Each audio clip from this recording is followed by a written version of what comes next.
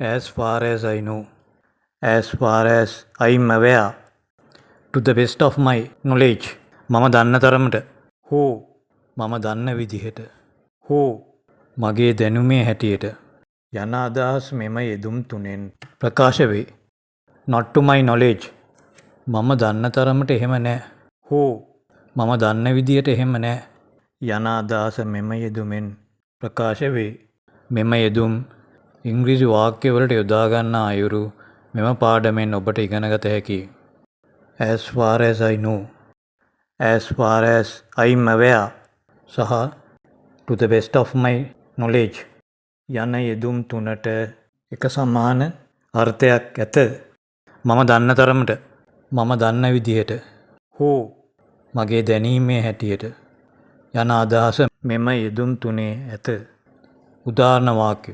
As far as I know, the meeting starts at 10 a.m. As far as I'm aware, the meeting starts at 10 a.m. To the best of my knowledge, the meeting starts at 10 a.m. මම දන්න විදිහට රැස්වීම පටන් ගන්නේ පෙරවරු 10ට. As far as I know, he is a businessman. As far as I'm aware, he is a businessman. To the best of my knowledge, he is a businessman. මම දන්නා විදිහට ඔහු ව්‍යාපාරිකයෙක්. As far as I know, they don't sell computers. As far as I'm aware, they don't sell computers. To the best of my knowledge, they don't sell computers. මම දන්න විදිහට ඔවුන් පරිගණක විකුණන්නේ නැහැ.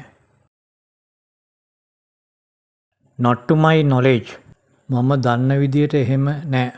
යම් ප්‍රශ්නයක් ඇසූ විට එයට මම දන්න විදිහට එහෙම නැහැ කියා පිළිතුරු දීමට මෙම යෙදුම යොදා ගනු ලැබේ. උදාහරණ examples. Is he married? ඔහු විවාහකද? Not to my knowledge, මම දන්න තරමට එහෙම නැහැ. මම දන්න තරමට ඔහු විවාහක නැහැ.